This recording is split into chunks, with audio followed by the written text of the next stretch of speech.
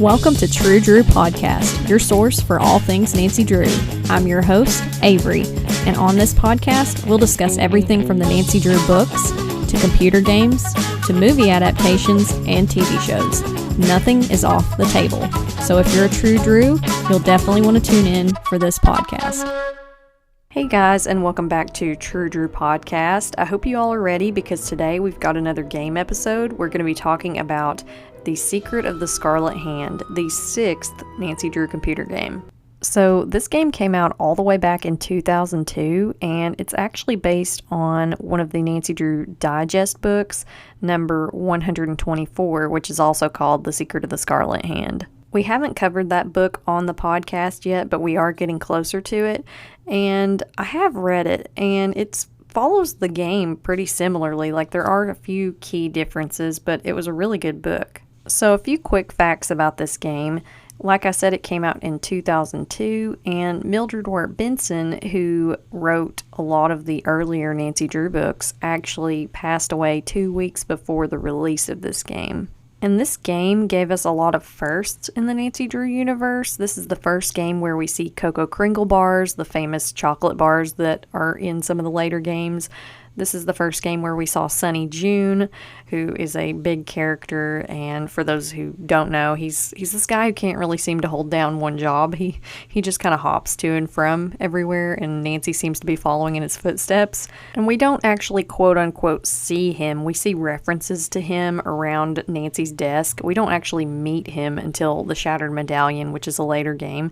But we also have mentionings of Prudence Rutherford and the Hardy Boys. We get to call both of them in this game, and then we actually have our first sighting of a Krollmeister product, and PG Krollmeister is this eccentric guy who creates all these different things, and we actually talk to him in the game Trail of the Twister. But I just pulled up Nancy Drew Wiki because I was curious, like, what are all the Krollmeister products that are listed and have been shown in different Nancy Drew games? There are a bunch. So in Secret of the Scarlet Hand, there's this Spectro X analyzer that we use to analyze what this handprint is made of. That's made by Krollmeister. There's actually a well that we use in Ghost Dogs of Moon Lake. That's made by Krollmeister Well Works. Oh, cool. I didn't know that the Barnacle Blast game in the Haunted Carousel is made by Krollmeister Arcades. And in Secret of the Old Clock, it looks like there's a Krollmeister Crystal Company. Last Train to Blue Moon Canyon, Krollmeister Doll Works. Danger by Design, Krollmeister Office Supplies. Oh my gosh, in Legend of the Crystal Skull, there's a Krollmeister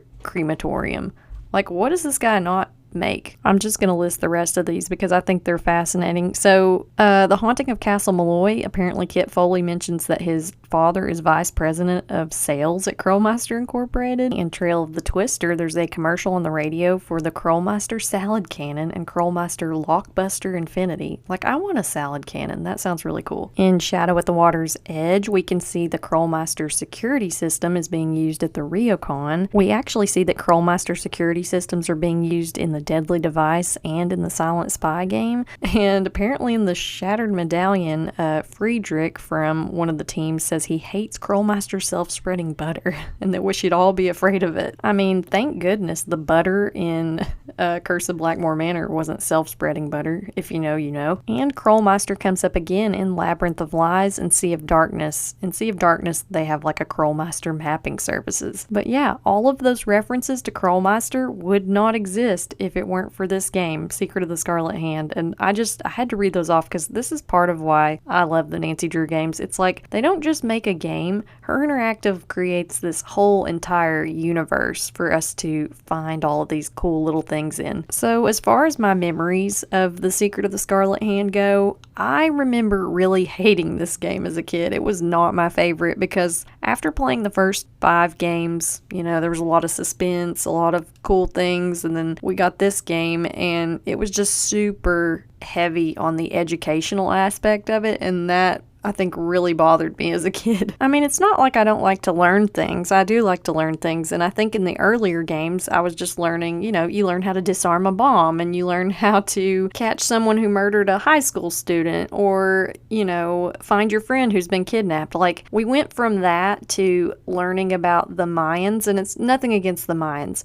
I like to learn about different parts of history, but it was just very, very information heavy. So I really think that this was one of the first Nancy Drew computer games that it took me months to complete because I just got kind of bored with it as a kid. But I can say after replaying it several times as an adult, I like it way more now. But had you asked me when I was 12 or 13, hey, do you like this game? I probably would have been like, no, it's not even in my top 5. I mean, that's all we had at the time, but it was not a favorite. So let's jump in and discuss the cover art for Secret of the Scarlet Hand. So I think this was the first game where the box art kind of changed a little bit. They changed the font of Nancy Drew. It was more blocky in style, and then we still have the silhouette of Nancy on the side of the game box, but this is a really cool game cover. We see this monolith in the background, which is something that we deal with at this museum, Beech Hill, where we end up going. There's a red handprint in the center, and there's a lot of green on this cover. We see some grass, we see a shadowy figure in the background. It's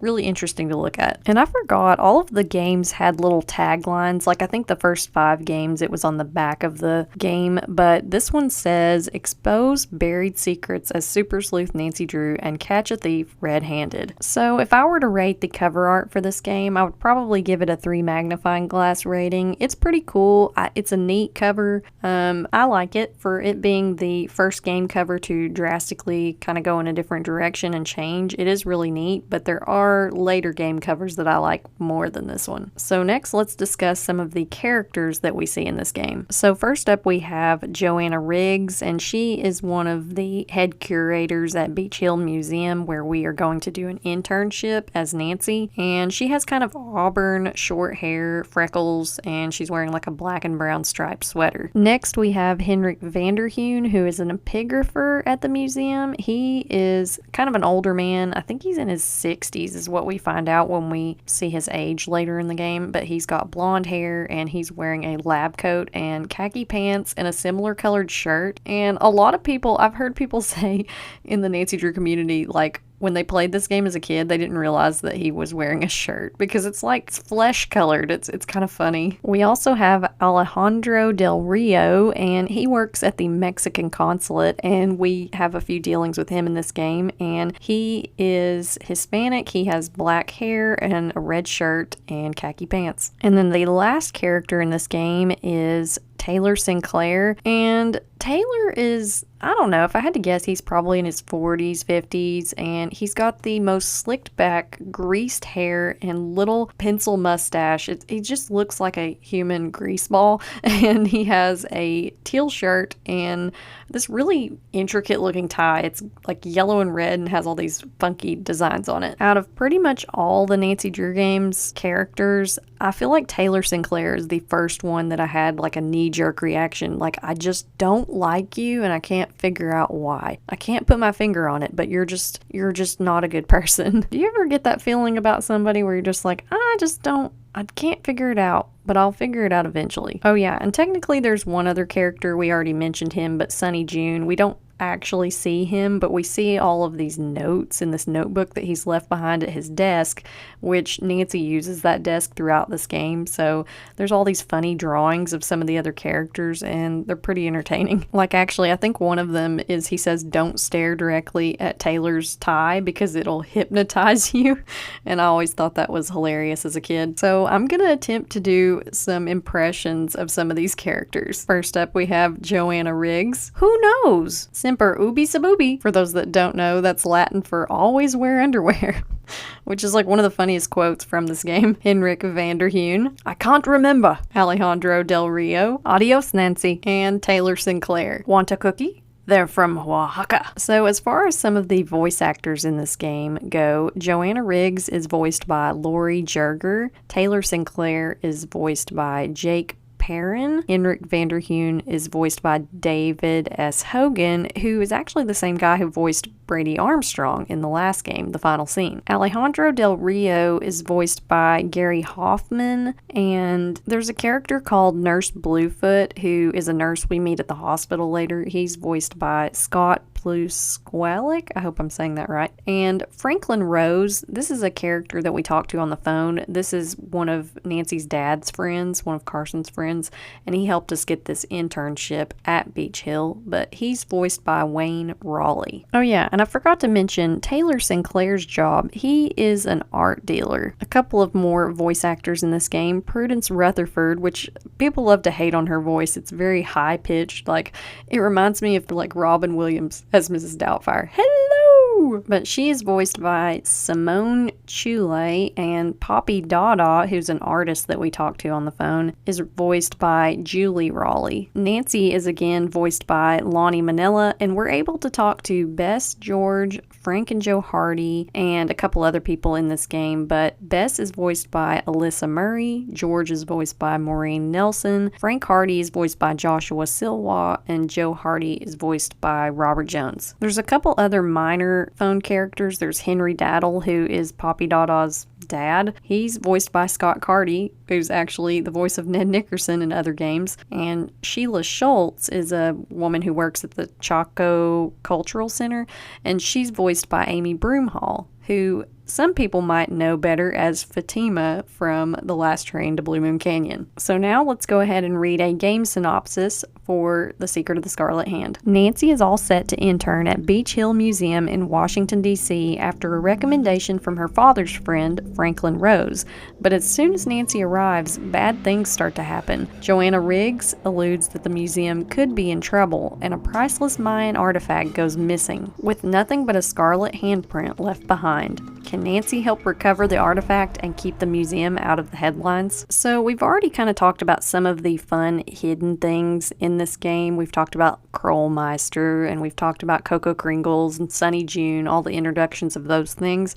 But a few other things that are in this game. There is a mentioning of Punchy LaRue. So we talked about this in the last game episode, the final scene episode, but she's the person who voiced Bess in some of the earlier games, and you can actually find her name on a plaque of board of directors in the lobby at Beech Hill. Nancy actually also references a couple of her former cases. She quotes Nick Falcone, and I think she actually says, to quote Nick Falcone, "Come on, spill it," when she's talking to someone on the phone. And she also references the Treasure of the Royal Tower and final scene when talking to Franklin Rose. I just love when they do this in the Nancy Drew games and in the Nancy Drew books. They reference the earlier cases because it's just a fun callback. Another thing that I never noticed, but I found thanks to the Nancy Drew wiki page, whoever keeps that page up, like, you help me out so much, but Joanna Riggs has a mug in her office that has the Ransom of the Seven Ships logo on it. That just kind of blew my mind, that they were thinking about that game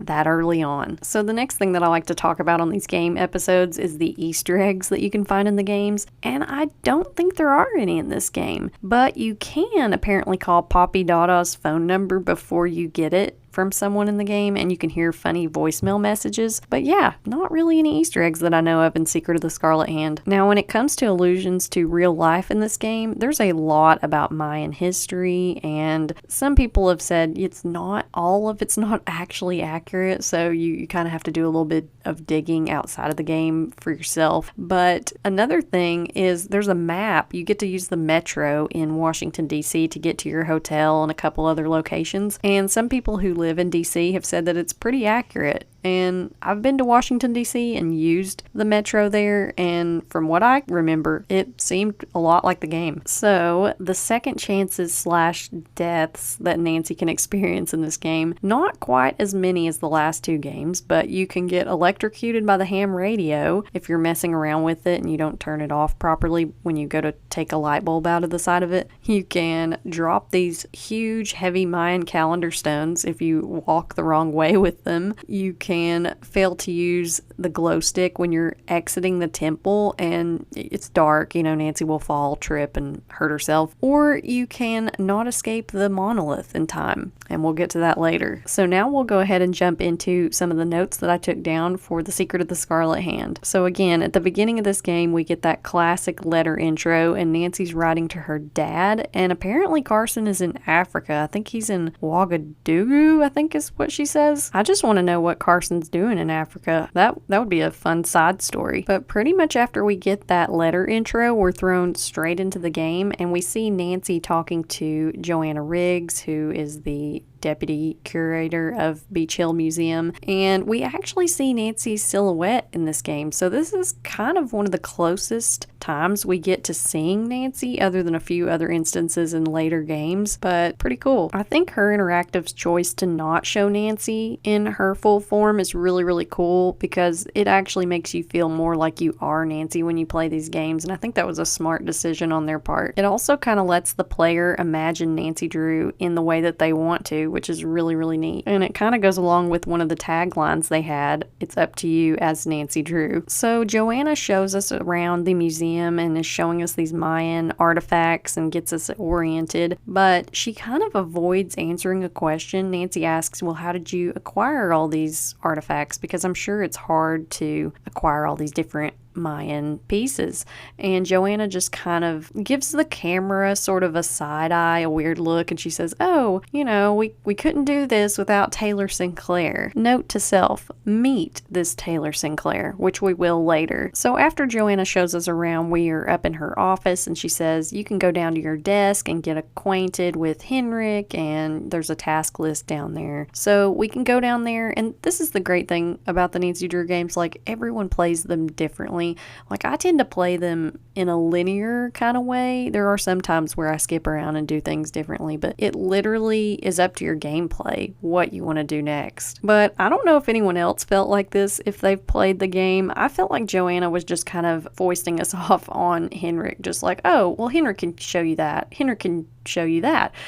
I'm too busy, to deal with you, Nancy. You're an intern here. Figure it out yourself. I feel like after Taylor Sinclair, Joanna Riggs was the character in this game that annoyed me the most as a kid, and still kind of can at times. But if we look around Joanna's office before we go back down to where Henrik is, we can see this magazine article about Prudence Rutherford, and apparently she owns a fire ruby necklace. And if we read a little bit further, we find out that her husband Herbert drowned, which is kind of sad, but also kind of interesting because we learn of this little side subplot in a later game, Phantom of Venice, where one of the characters, Margarita Faubourg, her husband died because he had all these doggy treats in his pocket and he fell in a canal in Venice. But it makes it kind of funnier because it's like Prudence is not very sympathetic to Margarita in that game. So Prudence Rutherford is basically this rich widowed heiress. So one of my favorite things about this game is how big Beech Hill is, because if you go out of Joanna's office, right off of that there's this rotunda, and we find this knob that we can use to open this display case with these headphones in it, which will come in handy for a task later. And we can find the loan contract for the monolith that Beech Hill just acquired, and it's just folded into a paper airplane and on the floor, and I was like, this seems like a great place for that.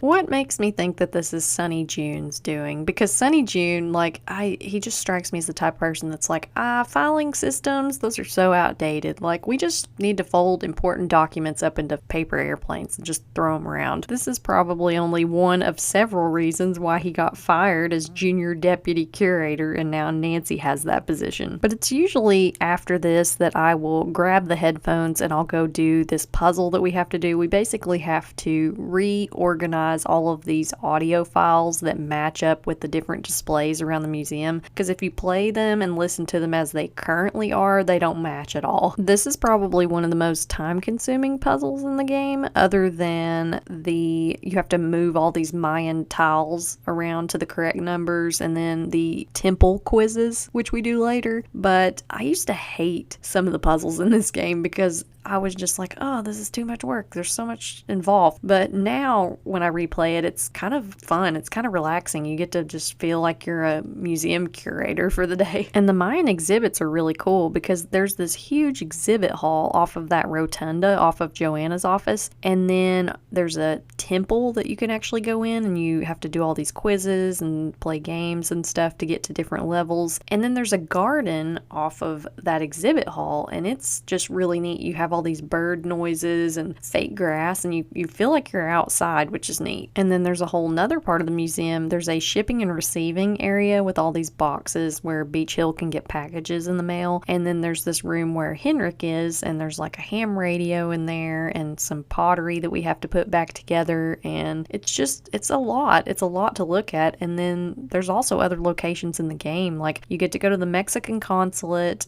and Taylor Sinclair's office downtown, and then Nancy's hotel room. I'm a big fan of multiple locations in the Nancy Drew games. Like there's a few games where you're in one location, and if it's really immersive, I don't mind it, but I generally like to be able to go different places. This game, you can also transition between day and night, which I think most of the games before this, Stay Tuned for Danger, Message in a Haunted Mansion, Treasure in the Royal Tower, can do that too. But in some of the later games, it's the same time. Like it's all takes place during the night when you solve a mystery, but it's kind of neat that you can set your alarm clock and wake up to whatever time you want. So usually after I've at least started the audio sorting puzzle, I go talk to Henrik, and Henrik's pretty cool. He's just sitting there with his lab coat on and a mask, and he's working on putting something together, some pottery or something. But he explains to Nancy how things work around the museum. Like he does a better job of that than Joanna, I think, honestly. But we're able to find this task list on our desk, and we also can search the drawers of the desk and find, it's actually this drawer where we find the little knob for the headphone display case up in the rotunda. I think in the rotunda we find, we find a little key card for the temple, because we need to use that to get through the different doors and different levels. And then we find Sunny June's notebook with all these sketches and doodles and helpful notes, and a stash of Cocoa Kringle bars. And these Cocoa Kringle bars, they have a picture of a cow on the front with glasses on and this kind of crooked grin. And it's funny because we actually get a reference to Treasure in the Royal Tower on this chocolate bar. It says Wickford Cocoa Kringle, which of course, if you remember the episode we did on Treasure in the Royal Tower, they say supposedly Ezra Wickford created chocolate milk, so apparently he branched off into candy bars. I just love the fact that Her Interactive actually made these candy bars. I never got to try them, but I wonder what they tasted like, because I always imagined that they tasted like a Crunch bar or something. We're also able to find this box of Sunny June's things in the shipping and receiving room. We find like a floppy disk, which has other information on it once we are able to get into it, and just some other random odds and ends. Oh, and another very important thing to know about Sunny June, he is obsessed with aliens. He thinks that the Mayans had the aliens help them build pyramids and all kinds of stuff. But the task list that we have on our desk, we need to fix these shards of pottery and reassemble that, which we find, I think, one of the pieces of that pottery in that box of Sunny June's. I think there's another one up in the temple in the main exhibit hall of the museum too. And we're supposed to find the monolith loan agreement, already did that, and order bubble wrap from a place called Silvio's Curatorial Bonanza, and then we have to reorder these Mayan number tiles in an exhibit display case. So I usually try to knock out calling Silvio's, and the guy gets really mad. He's like, when you give him the ordering number for Beech Hill, he's like, Beech Hill? Are you kidding me? So he tells Nancy that Beech Hill hasn't paid for several orders, and he's refusing to do business with them anymore. So this is just kind of an indication that Beech Hill is in some hot water and probably some financial troubles. So usually around this time, I'll go out into the garden and look out there at the monolith. And while you're standing out there, Taylor Sinclair, who's an art dealer for the museum, comes up, and he basically just unloads all of this stuff on Nancy. Like, I think that Beech Hill's in trouble, and he won't really say why. He just says he doesn't want it to fall prey to scoundrels. And so Nancy keeps asking him, like, well, just tell me what's going on. Maybe I can help. And Taylor says, no, just meet me at my office later. So he's super dramatic, just like his tie. Like, actually, that's my next note. Taylor Sinclair's tie is so wacky. Like, it's like some of the ones that I've found at thrift stores. The next note that I wrote down is, I love Nancy's hotel room. It makes me think of all the basic economy hotels that I've ever stayed in. And I think it's so cute because Nancy brings her laptop along for this mystery, and Togo is the screensaver on Nancy's computer. The laptop actually comes in handy because we can look at all the floppy disks and stuff that we find, and we can check email voicemails, and there's a phone in the hotel room, and then we can set the alarm clock when we need to go to sleep. I also like calling Nancy's phone friends, Bess and George, and then the Hardy Boys, and it turns out Bess and George are just playing Go Fish, apparently. I love to know what they're up to while Nancy's solving mysteries. So it's usually around this time I'll go see Alejandro Del Rio at the Mexican consulate, and he explains provenance of artifacts to us. He's like, basically there's a chain of things that we need. You know, it tracks where an artifact has been. It goes from so-and-so to so-and-so to so-and-so, and this is how we keep track of things when they're being loaned out to museums. But while we're talking to Alejandro, we kind of pick up on the fact that he's not too happy with Beech Hill. He kind of makes these cryptic comments about how he doesn't think they're doing things the right way, and that the Mayan artifacts belong to Mexico and they shouldn't be here in the States. I remember as a kid, this all kind of went over my head a little bit. I was like, why is this guy so angry? But now as an adult, I totally understand. I'm just like, yeah, things should be back where they belong. Like, it's so weird to me how, I mean, I understand getting loaned around for like temporary exhibits, but like there's such a game of like in the art world, it seems like things getting stolen from one country and ending up in another, and they never go back to where they came from. And Alejandro is from Mexico, so of course he just wants to see these pieces go back to his home country. So one of our tasks was to get Alejandro to sign the loan for the monolith agreement and then take it back to Joanna and file it in her office. But Alejandro's like, oh, it's okay, I'm gonna come there later, so I'll just keep it here with me. I remember thinking this was so suspicious as a kid. I was like, I'm never gonna see this paper again. And I didn't want to leave, but it doesn't really give you any option. But after this, we can go talk to Taylor Sinclair at his office, and he basically tells us that Joanna doesn't take security at the museum very seriously, and apparently they have just the most basic security system. And we already know that Beech Hill isn't paying their bills, so it's probably not even getting recorded. It's probably just cameras for looks, you know, like those ones that you see like in antique malls and little stores that it's like recording in progress, and it's like, is there really though? While we're talking to Taylor Sinclair though, he offers us this cookie from Oaxaca, and this thing almost looks like those devil's food snack cakes like from the 90s, those little brown lumpy cookies. And I was just always, as a kid, I was like, I don't want to take that from you. I don't trust your taste in ties, so I definitely don't trust your taste in cookies. We also get to see this Poppy Dada painting. She's an artist, and she's apparently up and coming in the art world, and Taylor has nothing but nice things to say about her.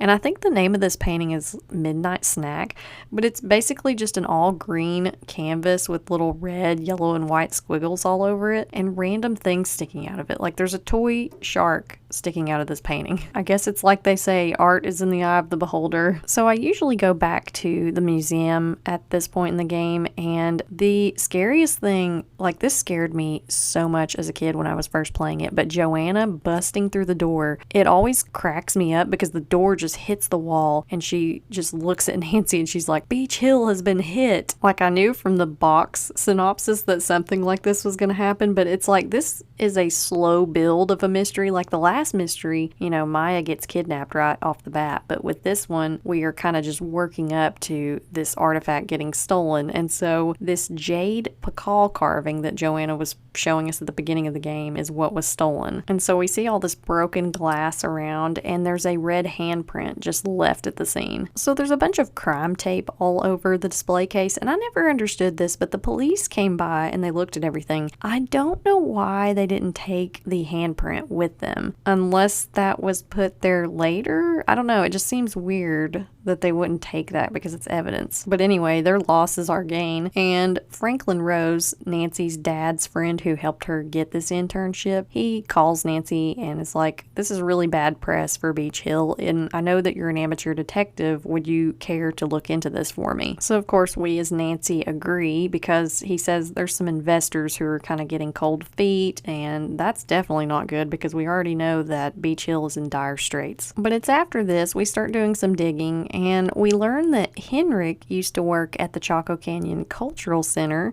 which is where Prudence Rutherford's ruby fire necklace was stolen from, the one that we read about in the magazine in Joanna's office. So it just makes you wonder, because Henrik hasn't been at Beech Hill that long, did he have something to do with that? And did he have something to do with the jade pakal carving going missing too? Another thing that's really weird, nobody except Joanna seems surprised about the theft. Like, Henrik has just disappeared, like he's gone missing, but Alejandro and Taylor aren't fazed in the least. In fact, when we go to talk to Alejandro, he says, "Oh, I came by the museum about that time right before the theft happened because he was bringing the monolith loan agreement back." So Nancy's like, well, he didn't talk to the police, so that's really suspicious. They didn't even know that he was there, so that's a suspect they need to interrogate. Alejandro actually says he heard the alarm going off, and Nancy's like, "You didn't think to check and see what was happening?" And he was just like, "Oh, I just thought it was just a false alarm." So next we can analyze the red handprint that was left at the crime scene, and we can put it in that Spectro X analyzer by Krollmeister, and it turns out that it's made with cinnabar, and Beech Hill actually just happens to have a surplus of cinnabar. When we call one of the distributors, Nancy can ask about it, and the guy's like, "Are you sure? Like, you don't need any more of that, do you? Because we just sent you a bunch of it." And Nancy's like, "Oh, okay, good to know." So we know that Joanna and Henrik at least had access to it. Another thing that's really not adding up when it comes to Beech Hill owing all this money to the bubble wrap place and all these other companies, they aren't paying their bills. Alejandro actually makes the comment that the monolith couldn't have been cheap for Beech Hill to acquire unless perhaps it was acquired illegally. And the person that would know the most about that is Taylor Sinclair, since he's the art dealer that helped Beech Hill acquire it. So everybody's looking suspicious right now. So the next note that I wrote down is the music in this game is so good. Like, this is one of the most underrated soundtracks, I think. Like,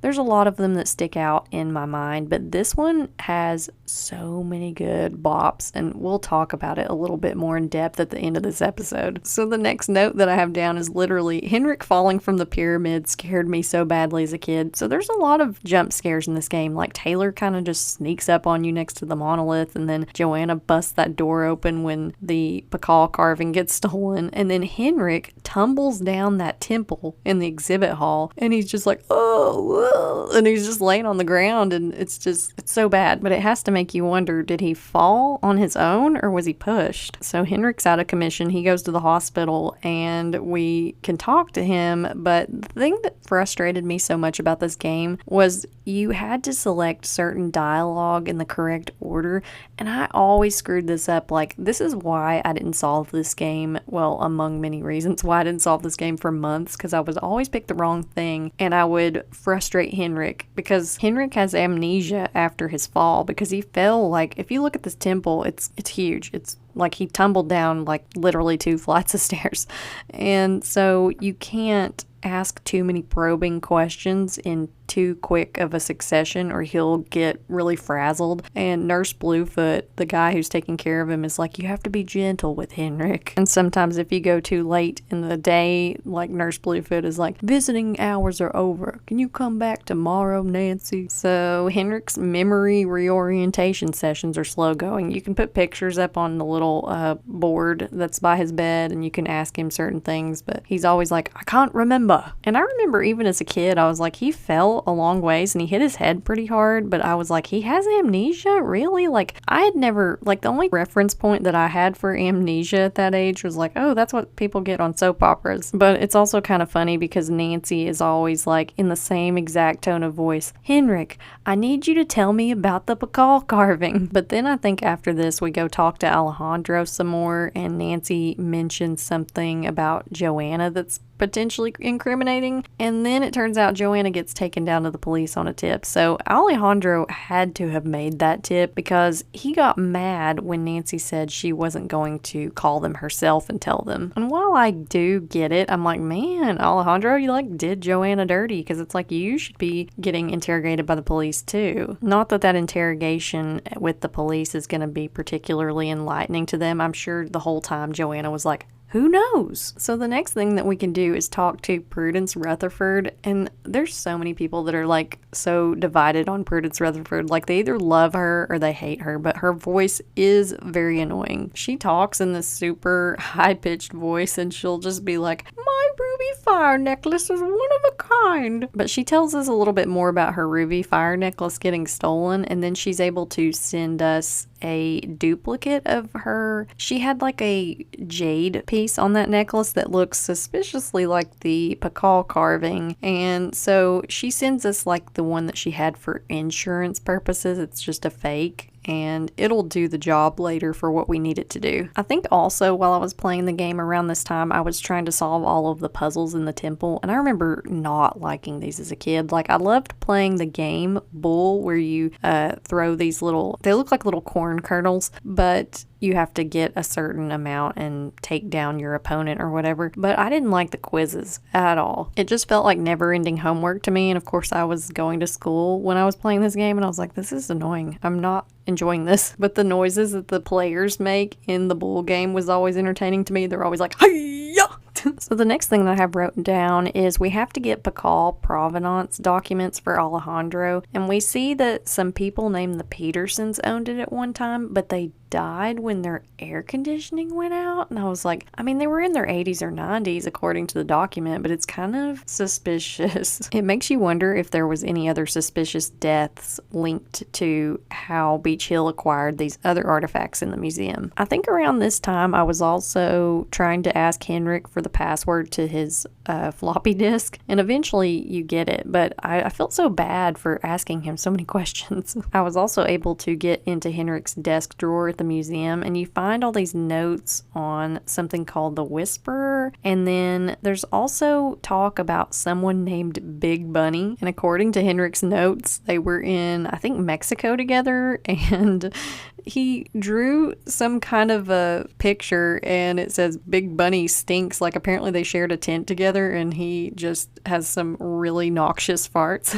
So I was thinking to myself, I was like, well, if we can't find this criminal based on other clues, we can maybe sniff them out. But Big Bunny is a nickname, but for who? So the next note that I have down, I said Poppy Dada sounds like Paris Hilton, because during your conversation with her, she says, that's hot. But we talk to Poppy after we get her number from her dad, Henry Daddle, and Poppy put this jade piece, it was like a family heirloom, into her painting Midnight Snack, which is at Taylor Sinclair's office. So she says, yeah, you can take it out of the painting, just put something else back in it that's organic. So we can go to Taylor Sinclair's office and take one of his Oaxacan cookies and trade it out. But it's around this time that when we're talking to Henrik at the hospital and interrogating him and giving him the 3rd degree, we figure out, he says, oh, I wrote that message on the Scarlet Hand print. There's some Mayan glyphs on there, and Nancy's like, whoa, you wrote them? Amnesia patients say, what? Like, no, you're incriminating yourself. Like, are you saying that you stole the Jade Pakal carving? And Henrik's just like, yeah. So it comes out that Henrik did steal it, and he was taking it to keep it safe from someone else. But who? So we find out that Henrik has hidden it in the lowest level of the temple in the exhibit hall. So once we get through all the levels, we can get to it. The next thing that I wrote down, I said, can we just talk about the fact that Nancy is not only running a museum single-handedly as an 18-year-old, but she's also communicating with Mexican cartel members who steal artifacts and sell them on the black market. Like, this is crazy, because after Joanna gets taken in by the police, it's pretty much just us on our own, and Franklin Rose is like, you've got this, Nancy, right? And she's like, yeah, sure. And once we learn the Nahuatl word from Alejandro, we can communicate on the ham radio, and we get these packages sent to Beech Hill. So we get this weird artifact, this box thing sent to us by the cartel, and you have to move these eyes around to open it, but you get another jade piece. And then after talking to Sheila at the Chaco Canyon Cultural Center, we are able to get this styrofoam piece that this jade carving was in, and we can use it to make an impression. There's this tool in the laboratory that we can just use and inject into the styrofoam, and it just makes a perfect copy. We also have to take these huge heavy Mayan calendar stones and put them on the side of the monolith. And Nancy is so dramatic. She's always like, oh, these are so heavy. I don't think I can carry these any further. But I'm pretty sure, like, this is one of the second chance things. If you carry them for too long, she'll die. She just dies.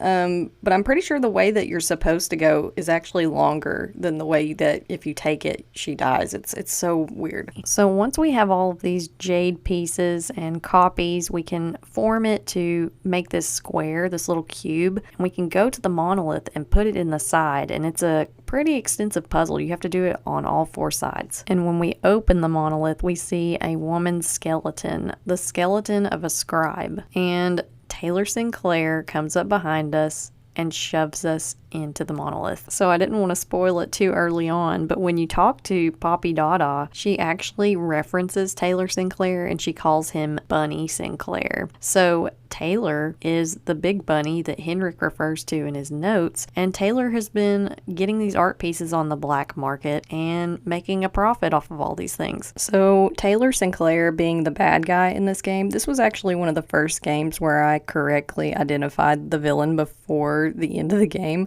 because a lot of times I would think it was, you know, the mean character or the one that you're supposed to suspect.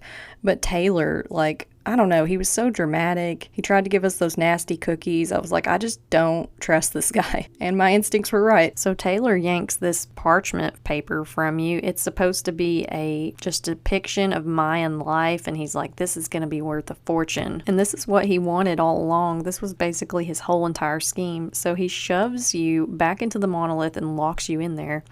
And he says something really creepy right before. He's like, well, when they open this up one day, if they open it up, they'll find a 1,000-year-old scribe and then a girl from the 21st century. So this is so creepy. Like, whenever Taylor said that, I was just like, oh, we're gonna die inside this monolith. But luckily we have a glow stick that we got from the temple earlier in the game, and we have to depress all these different buttons around inside the monolith, and we find this one piece inside the scribe's mouth, which can we just talk about, like, how, like, they just put it in their mouth and then they just died like that? I don't know. I mean, maybe the scribe was already dead when they put her in the monolith, but I always wondered about that as a kid.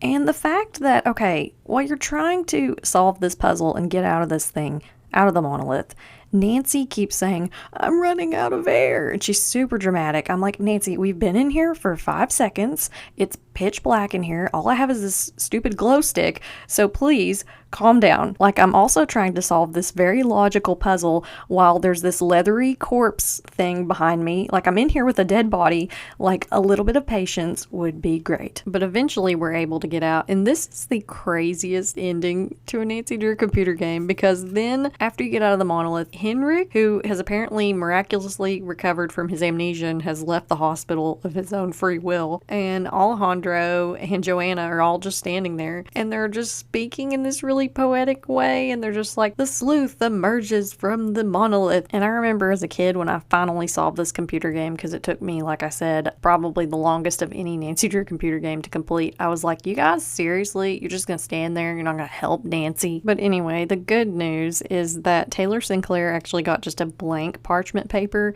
and Nancy has the actual recordings of Mayan life that the scribe dictated all those years ago. And so there's a cut scene where we see Taylor in his office and he's like, confound you, Nancy Drew. And it's like, that's right, Taylor Sinclair, you're going to jail for crimes of fashion, crimes of horrible cookies, crimes of horrible nicknames, and trying to kill us and lock us into an ancient Mayan artifact. Because Big Bunny, like, what kind of a nickname is that? Like, I don't even want to know how he got it. The last note that I took down for this game, I thought this was kind of interesting, but this was I think one of the first games where we saw a trailer for the following game, and for the next game trailer we see a letter read by Sally to Nancy, and the next game is Ghost Dogs of Moon Lake. So some of the funniest quotes from this game, in my opinion, are whoop-de-doo, it's Nancy Drew. And I'm pretty sure this is the Keep It Real guy or the guy at Silvio's curatorial that says this. I also said these two quotes earlier, but Semper Ubi Sabubi and Want a Cookie? They're from Oaxaca. Now, as far as the best and the worst puzzles puzzles. The best puzzles to me, I actually like reorganizing the audio for the displays in the museum. I used to hate it as a kid, like I said, but it's grown on me the more I've replayed it.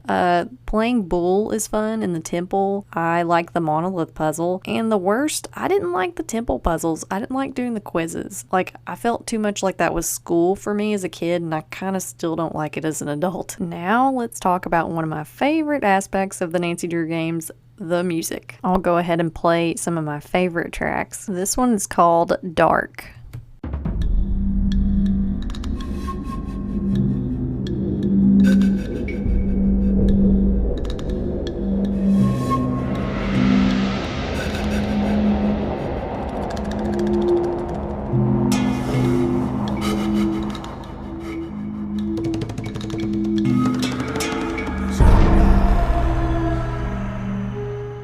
This next one is called Monolith.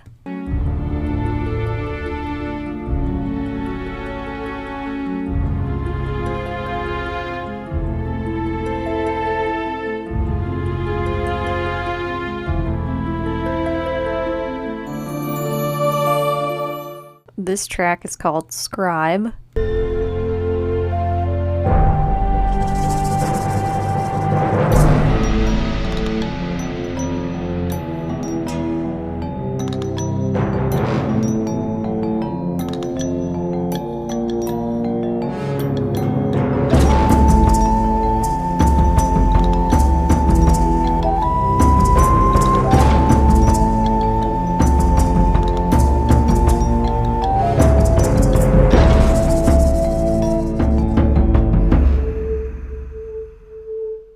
This track is called Town.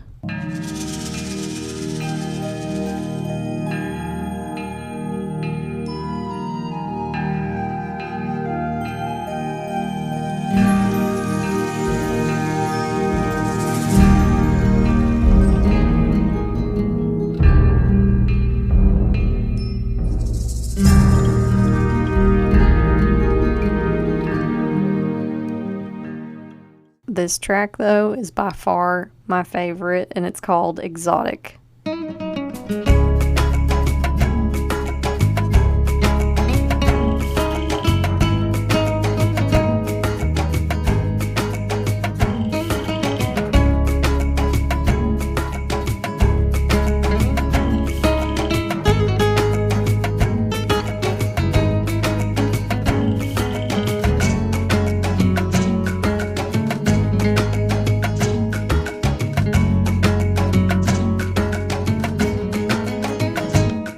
It's just so good. But if I had to rate the music for Secret of the Scarlet Hand, I would give it 5 magnifying glasses. This is actually one of my favorite soundtracks. I know I've said that about the past few, but this one in particular is so good. And when it comes to giving the overall game a rating, I have said this several times this episode, I like this game way more than when I first played it as a kid. It's still not my favorite game, but I do like it a lot more, and there's things I can find to enjoy about it, but I would still probably give it a 3.5 magnifying glass rating. But this game, while it's slower to build up, it definitely has one of the more satisfying endings. So yeah, that concludes today's episode for The Secret of the Scarlet Hand. I hope you guys enjoyed it. Next week, we'll be talking about another book, The Mysterious Image. Until next time, thank you for listening to this episode of True Drew Podcast. Can't get enough of the podcast? Then check out my subscription series, True Drew Files, available on Apple and Spotify. For Nancy Drew books and merchandise, you can check out my website, www.truedrewpodcast.com. For business inquiries, you can contact me at truedrewpodcast@gmail.com, or you can connect with me on Instagram at True Drew Podcast.